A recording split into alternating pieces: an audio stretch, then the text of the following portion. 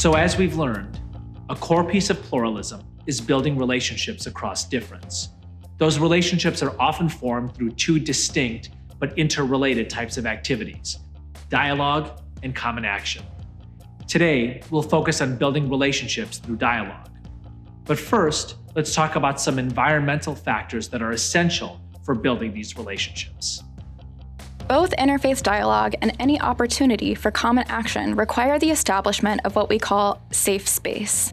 Safe space is created when a group of people come together and agree to mutual guidelines by which they will conduct their interactions for the duration of the activity. Some common guidelines include respecting other people's right to their viewpoint, active listening, maintaining confidentiality of what's shared in the space, etc. But the actual content of the guidelines is not nearly as important as the process of arriving at them, and especially that everyone agrees to follow them. One way to think of safe space is as a conversation about the kind of conversation you hope to have. Safe space is not a physical space, but a positive tone for interactions about religion and identity, and a protection against anything that might be disruptive. This lets everyone know that religious identities will be valued and not challenged or called into question. This tone is important for formal events as well as regular, casual encounters with people who orient around religion differently. Another aspect of both dialogue and common action is identifying shared values.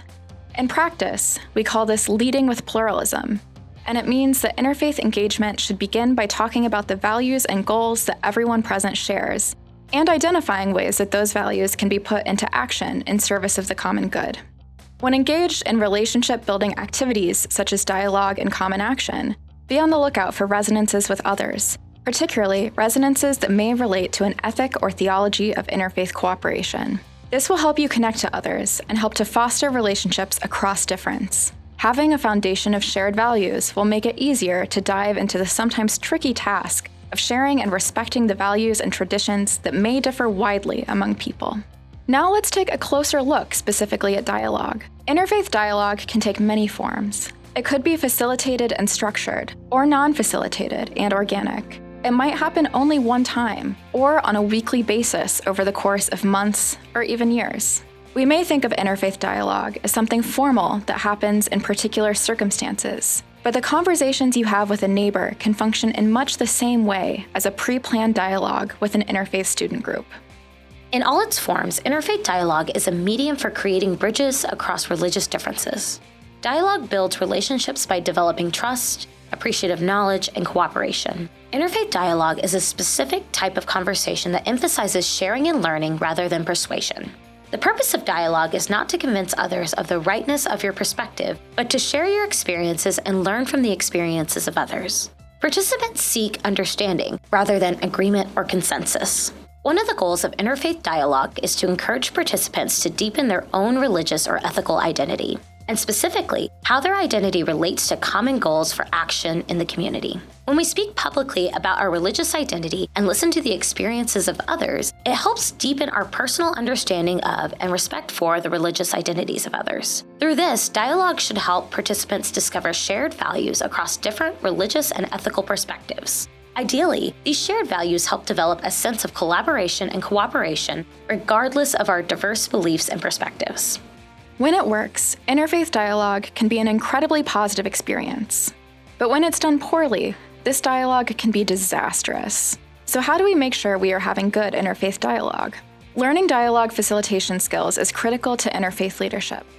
But it's also possibly the most difficult part.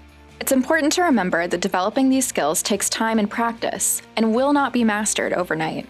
Here are some facilitation skills that you can practice to help develop relationships through dialogue. First, the questions that guide a dialogue can go a long way to make participants feel welcome or unwelcome. Like any other relationship, relationships built through dialogue need time to develop. Sometimes a question might be bad simply because it asks participants to share too much before they are comfortable with one another. It's important to begin with simpler, less intimate, or divisive questions. For right now, we will focus exclusively on coming up with good questions for starting a dialogue. As you become more comfortable in your dialogue group, you will lay the important groundwork that will allow you to pull out the tougher questions down the line. In order to grasp what makes a question good, let's start by looking at some bad questions. In a religiously diverse group, a bad first question would be about commonly polarizing issues, What is your view on Israel and Palestine? Or ones that require participants to have specialized knowledge, like, What is the scientific consensus on when life begins? bad questions also can be ones that simply don't matter to people very much, like, What is your favorite color? in short, bad questions don't engage people and don't encourage people to learn more about one another's respective religious traditions. The dialogue is over before it really begins. Good questions guide interfaith conversations in particular directions and invite narrative answers. They are compelling to a diverse group of people, like, what holiday has the most meaning for you and your family? They encourage stories rather than opinions. For example, what is the story of your name? And they build connection across lines of difference, like what aspects of your tradition inspired you to participate in this activity? The best questions are the ones that help people deepen their relationships with their own tradition, as well as their relationships with others. If you're facilitating a dialogue following a service project, or as a space for people to discuss a recent event that occurred in your community, you'll want to plan ahead to tailor the guiding questions to bring people into meaningful conversation about those experiences.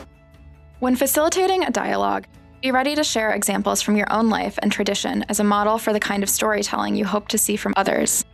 When you share a piece of your own story, it demonstrates your interest in forming relationships with people of other religious perspectives, your commitment to learning about others, and your dedication to putting shared values into action. By showing all of this, you implicitly invite others to join you in that effort. When participants don't know one another very well, it might take them a while to feel comfortable and speak freely. Maintaining the flow of conversation will keep a dialogue from feeling awkward. Facilitators must also model active listening for other participants. Listening carefully and intently can allow you to use others' stories to build conversation. Dialogue should help us recognize our shared values, so it is important to bring together participants' stories by helping to identify their commonalities while still respecting their individual experiences. You want to be on the lookout for ways in which a particular story shared by one participant might lead to more compelling questions and more stories from others. Being a good facilitator does not mean controlling the conversation or having the most to say. As natural conversation leaders emerge, let them help you guide the discussion, while always being mindful of quieter voices who may need gentle invitations to participate. The facilitator should help the participants talk to one another, fostering and strengthening relationships between them. Model asking respectful, clarifying questions. Acknowledge what you don't know, and always ask a participant what she means by a certain term. This can put other participants at ease and encourage them to ask questions of one another, rather than always looking for someone to be an expert. By formulating good questions, using stories to build compelling conversations, and being mindful of inviting everyone to participate and feel comfortable, you can facilitate dialogue that can foster new relationships and greater understanding. Dialogue can help participants to build the bonds and respect that are needed to engage in meaningful action together. It can increase appreciative knowledge about each other's traditions and offer participants the chance to explore their shared values. Then, they can take action on issues of shared concern. Dialogue is a powerful way to build relationships across difference, but it's only one way. Later, we will look at a second way through acting on our shared values and creating opportunities for interfaith cooperation.